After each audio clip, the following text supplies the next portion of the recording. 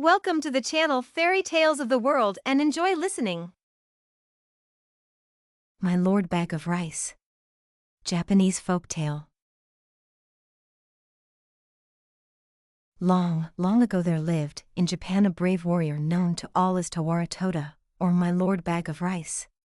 His true name was Fujiwara Hidesato, and there is a very interesting story of how he came to change his name.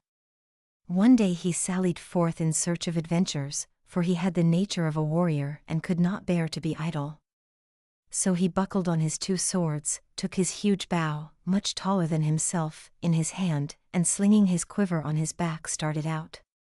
He had not gone far when he came to the bridge of Seita-no-Karashi, spanning one end of the beautiful Lake Biwa. No sooner had he set foot on the bridge than he saw lying right across his path a huge serpent dragon. Its body was so big that it looked like the trunk of a large pine tree, and it took up the whole width of the bridge.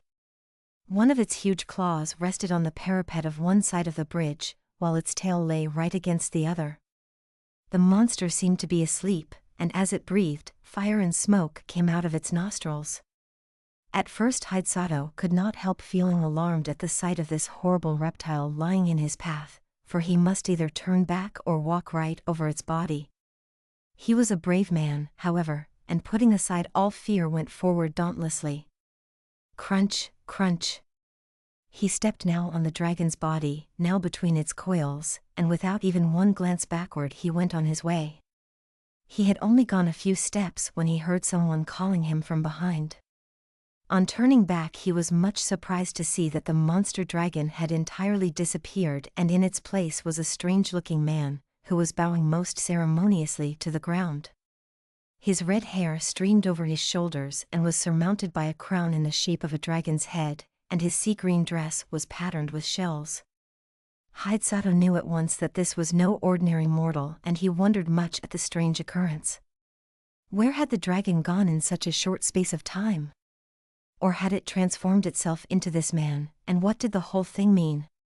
While these thoughts passed through his mind, he had come up to the man on the bridge and now addressed him. "Was it you that called me just now?" "Yes, it was I," answered the man. "I have an earnest request to make to you. Do you think you can grant it to me?" "If it is in my power to do so I will," answered Hidesato, "but first tell me who you are." "I am the Dragon King of the lake, and my home is in these waters just under this bridge." "And what is it you have to ask of me?" said Hidesato. "I want you to kill my mortal enemy the centipede, who lives on the mountain beyond," and the Dragon King pointed to a high peak on the opposite shore of the lake. "I have lived now for many years in this lake, and I have a large family of children and grandchildren. For some time past we have lived in terror, for a monster centipede has discovered our home, and night after night it comes and carries off one of my family. I am powerless to save them. If it goes on much longer like this, not only shall I lose all my children, but I myself must fall a victim to the monster. I am, therefore, very unhappy, and in my extremity I determined to ask the help of a human being. For many days with this intention I have waited on the bridge in the shape of the horrible serpent dragon that you saw, in the hope that some strong brave man would come along. But all who came this way, as soon as they saw me, were terrified and ran away as fast as they could. You are the first man I have found able to look at me without fear, so I knew at once that you were a man of great courage. I beg you to have pity upon me. Will you not help me and kill my enemy the centipede?"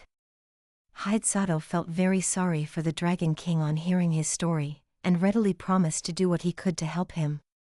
The warrior asked where the centipede lived, so that he might attack the creature at once.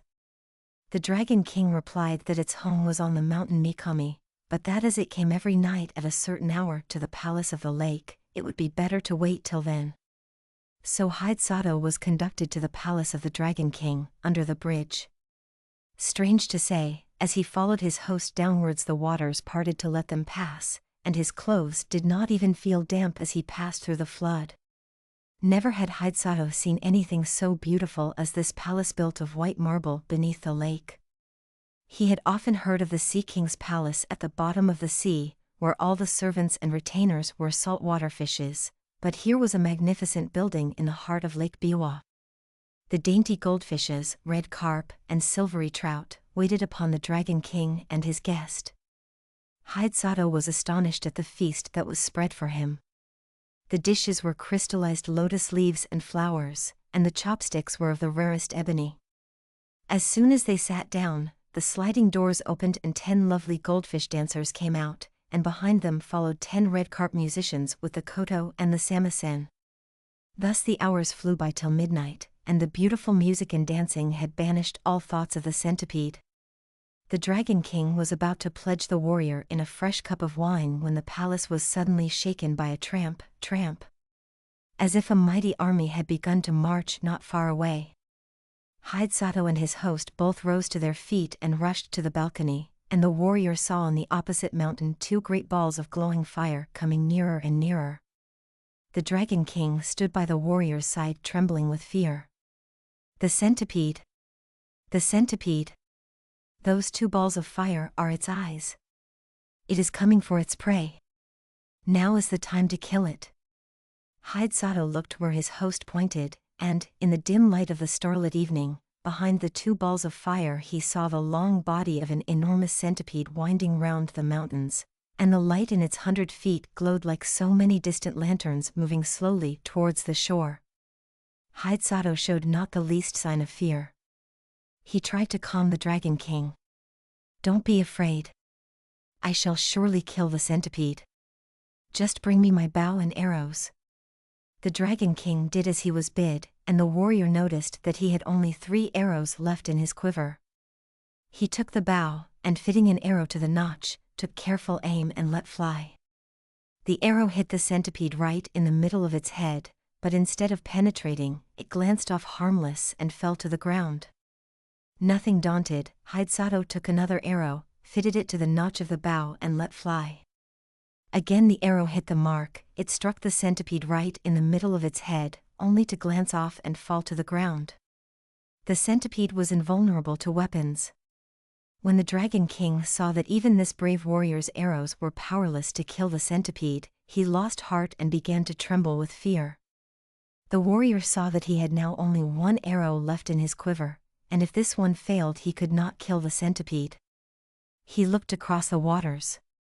The huge reptile had wound its horrid body 7 times round the mountain and would soon come down to the lake.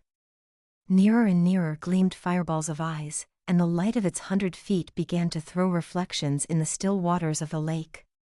Then suddenly the warrior remembered that he had heard that human saliva was deadly to centipedes. But this was no ordinary centipede. This was so monstrous that even to think of such a creature made one creep with horror.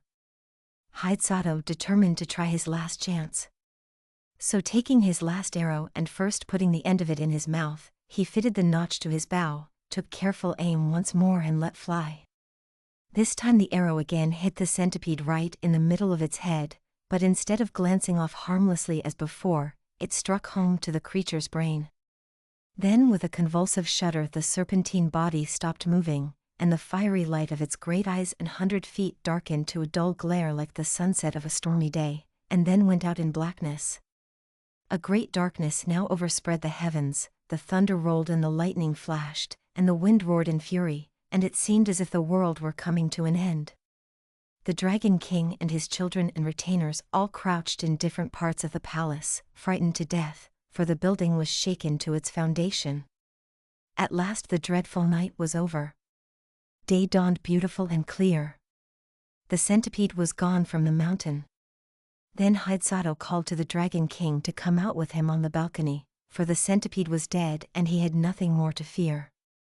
Then all the inhabitants of the palace came out with joy, and Hidesato pointed to the lake. There lay the body of the dead centipede floating on the water, which was dyed red with its blood. The gratitude of the Dragon King knew no bounds. The whole family came and bowed down before the warrior, calling him their preserver and the bravest warrior in all Japan. Another feast was prepared, more sumptuous than the first. All kinds of fish, prepared in every imaginable way, raw, stewed, boiled and roasted, served on coral trays and crystal dishes, were put before him, and the wine was the best that Hidesato had ever tasted in his life. To add to the beauty of everything the sun shone brightly, the lake glittered like a liquid diamond, and the palace was 1,000 times more beautiful by day than by night. His host tried to persuade the warrior to stay a few days, but Hidesato insisted on going home, saying that he had now finished what he had come to do, and must return. The Dragon King and his family were all very sorry to have him leave so soon, but since he would go they begged him to accept a few small presents, so they said, in token of their gratitude to him for delivering them forever from their horrible enemy the centipede. As the warriors stood in the porch taking leave, a train of fish was suddenly transformed into a retinue of men, all wearing ceremonial robes and dragons' crowns on their heads to show that they were servants of the great Dragon King. The presents that they carried were as follows. First, a large bronze bell. Second, a bag of rice. Third, a roll of silk. Fourth, a cooking pot. Fifth, a bell. Hidesato did not want to accept all these presents, but as the Dragon King insisted, he could not well refuse. The Dragon King himself accompanied the warrior as far as the bridge, and then took leave of him with many bows and good wishes, leaving the procession of servants to accompany Hidesato to his house with the presents. The warrior's household and servants had been very much concerned when they found that he did not return the night before, but they finally concluded that he had been kept by the violent storm and had taken shelter somewhere. When the servants on the watch for his return caught sight of him, they called to everyone that he was approaching, and the whole household turned out to meet him, wondering much what the retinue of men, bearing presents and banners, that followed him, could mean.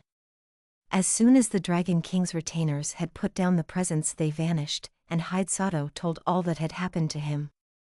The presents which he had received from the grateful Dragon King were found to be of magic power. The bell only was ordinary, and as Hidesato had no use for it he presented it to the temple nearby, where it was hung up, to boom out the hour of day over the surrounding neighborhood. The single bag of rice, however much was taken from it day after day for the meals of the night and his whole family, never grew less. The supply in the bag was inexhaustible. The roll of silk, too, never grew shorter, though time after time long pieces were cut off to make the warrior a new suit of clothes to go to court in at the new year. The cooking pot was wonderful, too. No matter what was put into it, it cooked deliciously whatever was wanted without any firing, truly a very economical saucepan. The fame of Hidesato's fortune spread far and wide, and as there was no need for him to spend money on rice or silk or firing, he became very rich and prosperous, and was henceforth known as my Lord Bag of Rice.